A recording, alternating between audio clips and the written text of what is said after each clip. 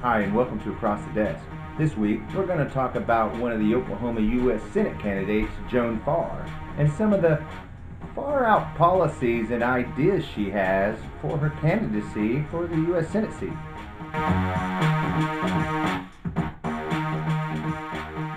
Now, I'd like to start off with this lady's kind of out there. She has a lot of kooky ideals and a lot of QAnon conspiracy theories that she really takes to heart and is really a big part of her platform. First up, if you go to her webpage, you see that there's three items. One, I'm not a lawyer, so she wants to come out, hey, I don't know anything about law or policy. And then the next thing, she's not wealthy, I'm not wealthy, I'm just a regular Christian middle class person. And then, of course, she wants to say that she's not a politician, but I'm going to run for a political office. There's a few interesting things about this on her website. One, she claims not to be a lawyer, but she runs a group on lawyers, and she was sued a while back in Kansas for practicing law without a license and was fined a pretty hefty sum for it. Took it all the way to the U.S. Supreme Court where they wouldn't hear the case, so she was kind of stuck with what she got, and she still rails against that as it was just total wrong, deep state conspiracy against me. And that's kind of how that went. The other items to note is on her platform, she talks about being a Christian and how we're a godly country and how Christianity isn't a religion because, God isn't a religion. It's just one of these kooky, crazy rabbit hole twist of logic you got to get to think that Christianity isn't a religion. And the reason she has it that way is because, well, see, the First Amendment says, separation of, we can't mix religion and state. There's going to be a whole bunch of different religions people are going to have, and therefore we would be able to accommodating. Well, she comes out, well, the way that she beats this is, and others is, oh, well, Christianity isn't a religion, so should be treated as such, right? So, therefore, since it's not a religion, we don't have to worry about mixing religion and state because, hey, Christianity is not a religion. You see how that twisted up logic gets that way? So we can force people on our Christian ideology because, well, it's not a religion, and two, well, God's God, and you got to believe in Him whether you don't or not. So, and that's pretty much part of her stance on this. Now, I think one thing I really want to put out there that's really the kookiest thing that you ever saw is she's totally against 5G networks. One of her policy platform positions is to abolish 5G, take the towers down, sue China for it because this 5G is how they're passing the coronavirus. I'm not kidding you. Got some Facebook posts there where she says, hey, this coronavirus is a 5G operated thing. It's created by China and they're delivering it by 5G. My neighbor had it. She was on a 5G phone. Next day she's sick. I'm not kidding you. She posts this wacky stuff and she's running for a U.S. Senate seat under the independent ticket. Now, another thing I want to point out is that she says she's not a politician. Well, a lot of people on the right like to say that. That's something they like to say. Now, I know she's running under the independent ticket, but I got something more to say about that later. But anyway, she was to say she's not a politician. Now, this is my stance has been clear on this in the past. I'm one of those kind of people that we look at these people and I'm thinking, these are the type of people that when you need a plumber, you don't want to call your plumber. That licensed guy, he knows too much. He's gonna screw you. Nah, man, you can't use that guy. You call Joe, the lawn guy down the street. That's the guy you want doing your plumbing because he doesn't know anything about it and he's not going to be able to rip you off because he doesn't know anything about it. Of course, the job he's going to do, we don't know about that because the licensed plumber, he's licensed for a reason. He's been learned, he's been tested, and met the qualifications for licensure to be a plumber. He knows about pipe sizes and flow and everything else. Joe, the lawn guy down the street, doesn't know that. He doesn't. So, sure, I guess he would be cheaper. But here's the thing, and this is how conservatives think, when it comes to this. We don't want a politician to be a politician in Congress because that's what they go to do. They go to politics. They go to create policy, right? Part of being a politician is creating policy. See how those words kind of go together? If you study your Latin, you'll understand that the root words are, they go back to the same thing because a politician creates policy. That's what they do. She's saying, I'm not a politician. I don't know anything about law because she's not a lawyer, and I don't know anything about creating policy. Well, you know what legislative branch does? They create law. and policy, which she stands on saying, hey, I know nothing about, and this is a stance she wants to take. This is a good stance for these people. And I never really understood it because she's not the only one that does this. There's a lot of crazy wackos on the right that stand on this principle because a lot of derps out there that are uneducated and unlearned think, oh, this girl, I don't want a politician in there who knows too much to screw me. And that's what they think. And so I just really want to know, do these guys really call their lawn guy to do their plumbing work? I bet they would. I bet these kind of people do. Wait, man, I need my AC fixed. Oh, man, that AC technicians, they're, you never know about them. Don't use that guy. I know a guy that's handyman or my lawn guy. We're going to use that guy. And it's something that they would do. And I totally believe this.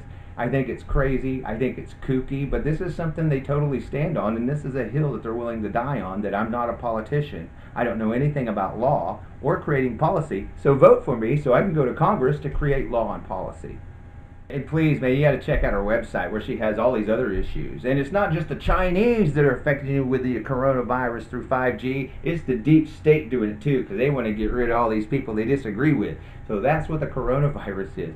You got to read it. It's on her site. I'm serious. The other issues section. Hey, man, it's right here. Other issues, kooky, crazy stuff, getting rid of 5G. Like I said, hey man, that's on here too. You got getting rid of 5G because it creates coronavirus, and it's the deep state that created it to spread it around to me and you and everybody else. So that's what you get with Joan Farr. Just crazy, kooky QAnon conspiracy stuff. And she wants to go to the halls of Congress to perpetuate this and I guess not create policy or law on it. I don't know. She's not a lawyer or a politician, so I guess that's what she really means by any of this. Or really, who knows what she really means by any of this? Because I can tell you some other stuff. She has a group.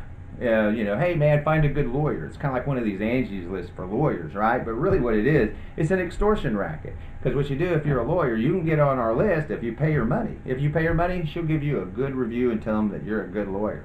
And that's kind of icky. That's one of the reasons why the state of Kansas sued her. But that's what you get with Joan Farr. She's kind of icky that way and totally twisted in some of her logic. And some of the stuff I think she totally believes in. She truly believes the Chinese are coming after you through 5G and infecting you with the coronavirus. That is a true statement. That is something that she honestly believes. It's so out there, screwball crazy. It's kooky. It's clowny. I guess it's just the thing to do if you're a conservative today. Except she's running as an independent. Let me get to that. One thing also on her site, she talks about running as an independent. I'm going to run as an independent, and if I win, I don't get this. If I win, I'm going to change to Republican so I can run against whatever. That's what she said in her deal. But really, this is just the general. So if she wins, I guess what she meant was when she gets in Congress, she'll change to Republican. She'll change her affiliation to Republican. I'm just running as an I now because I couldn't run as an opponent to Inhofe in a runoff or primary election because I'm just too weak of a candidate to do that. So I'm going to run as an independent. And if I win as an independent, then I'll switch to Republican.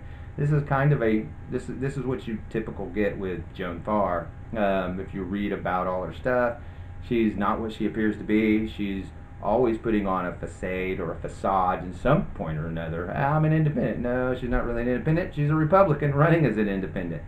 So it's totally made up stuff. There's a veil here of secrecy and deceit that she likes to use, and that's what she's doing here. Whether it be trying to run as a politician or trying to extort money from lawyers. It's just what she does. And I just want everybody to be aware of the level of kookiness and craziness that is out there running on the ticket for the U.S. Senate seat for Oklahoma. She's going to be on the general election ballot. You're going to see her name, Joan Farr, right there. And I want you to know exactly what this lady thinks. She's also friends with some Facebook friends of mine, and she's posted some pretty wacky stuff, especially on the 5G thing. She wouldn't shut up about it. As you can see, she just goes off on this 5G. The Chinese are coming to get you, and they're doing it through 5G and infecting people with coronavirus through 5G networks. We need to get rid of it.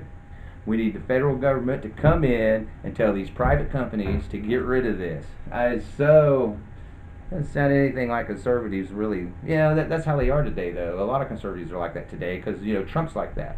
He has no qualms coming in and either squashing a private business or promoting one, even from the Oval Office. And it used to be something that Republicans would scream and cry about. When Obama was president, they were so worried he was going to pick winners and losers. Do you remember hearing that? You remember hearing that about 7 years ago? Man, maybe not even that long ago, 5, 6 years ago.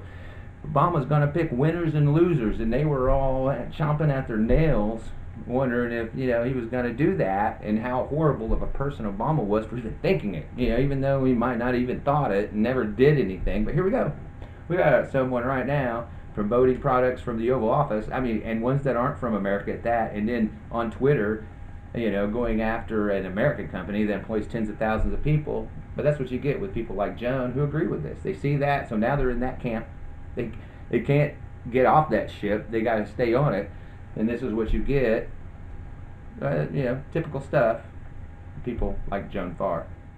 I think the most dangerous thing about this woman is not just her QAnon conspiracies and how she wants to round people up that she deems deep state people, whether they are or not. The other thing is how she wants to use the Bible to run our country. How she believes that Christianity isn't a religion, and since it's not a religion, we can use it as a staple to run our country. We can use it to deny women their rights to vote, minorities their rights to vote. When it comes to laws and discerning laws and everything else, she thinks we should use the Bible to do that. We shouldn't be using the Constitution and laws that legislators create. Nah, man, we need to go to the Bible, do what it says in the Bible, no matter how draconian it is. Woman commits adultery, well, we should stone her in public. Let's go grab stones and pelt her with stones until she's dead. It doesn't matter. Anything else, how old she is, how young she is, or any other circumstances. If she's raped, maybe the same thing. If it comes out that hey, that's this is biblical law, right? So this is the things that she really wants us to follow. I don't think she really does. I think the ideal of it appeals to some people, because really there's a lot of things in those 10 commandments that are just un-American. Really, no other gods before me. Shall have no other gods before me. Well, that flies in the face of the First Amendment right there, saying, hey, man, we should be able to choose any religion we want or no religion we want. That's really what it says. So I should be allowed to do that. Joan Farr doesn't believe that. She doesn't believe you should. The Bible has lots of places where they're taking people's arms from them, and they purport that. So, Second Amendment, it's anti-Second Amendment at that. You can't let populace be armed. There's certain parts where Moses, when they were crossing the desert and stuff, where he restricted arms and even food sometimes and things of that nature. It's a pretty brutal book. I thought the First Testament was quite brutal when I read it. But a lot of people like to point out that that's the Old Testament, not the New Testament, but it's still part of the whole Bible, and they like to bring up Leviticus whenever anybody talks about gay stuff. So that's another thing. She's totally against the LGBTQT community, totally against that because it's not biblical. And if we're going to follow biblical law, well, these people should be stoned. We shouldn't have any laws passed to regard them. As a matter of fact, any laws we can to hamper them, the better. Because it says in the Bible these people are abomination, and we should treat them as such here in the United States of America. This is truly what she believes. In her deal, she writes that there are only 3 to 5% of the population, which may be true. They may be 3 to 5% of the population, but you know what else those people, the 3 to 5% of the population has? Families. They have families that love them and care for them, and a lot of those people aren't gay. And it's a majority of people that really would like to see a level playing field for the gay LGBTQ community. And there's nothing wrong with that, I don't think. But the way she frames it is these are such a small minority, we shouldn't be looking out for them at all, which is totally not a republic. Because you hear these guys all the time, we're a republic, not a democracy, it's not mob rule. Not mob rule. We can't have that. And here you go, Republicans, well, independent, wanting mob rule when it comes to things of using Christianity as our basis of law. Now on Ballotpedia, they have a whole deal on her there. She filled out some stuff for Ballotpedia so she could see what she filled out. And one of the things on the top of the list of agenda items was removing the deep state and career politicians from the federal government. So that tells me something right there. She's equating career politicians, or what she considers career politicians, as deep state operatives. Now, career politicians would not be Inhofe. She states that on her own website, which is weird. She's running against the guy, but she says, well, Inhofe's not a career politician. He's the only good one there. But you're running against this guy. And she also goes on to say, well, he's wonderful for veterans. My father died in Vietnam, and he just did a wonderful thing. So it's kind of weird to see this kind of praise when she's running against this guy. That's just kind of out there to me, of course. So that tells you something. She's willing to pick and choose. She wants to get rid of the deep state, but she wants to keep the deep state she likes. So she's good with that. The career politician, bad. Well, except for Inhofe, has been in there for 33 years already. He's good. He's okay. That's okay with him. Why is it okay with him? Well, because she agrees with him on some things. Because she agrees with that. And that's the way these conservatives are. They like to dish it. Hate those career politicians. They need to go. Just can't stand to take it. Well, I'm going to be voting for Jim Inhofe this year, and they're out there. They're going to do it, and the same people that talk real about career politicians, they're the same people that are going to vote in Jim Inhofe this year. And that's what we know about Joan Farr, running on the independent ticket for the U.S. Senate seat in Oklahoma. She's out there kooky when it comes to 5G networks. She hates them, wants to get rid of them. They're giving you the Rona. And she's against LGBTQ people because that's just not biblical. We need to go back to biblical laws. We need to get rid of the legislature. Constitution be damned, because we have a Bible already to get our laws from. And there's no happy stuff for gay people. So, you guys are just SOL. And her kooky stuff on the deep state and getting rid of it, except for the deep state people she agrees with. And that's pretty much Joan Farr's platform when it comes to running for the U.S. Senate seat in Oklahoma as an independent. Of course, she's going to switch that to Republican when she's done. Yeah. I hope you've enjoyed this installment of Across the Desk, and we'll see you next week.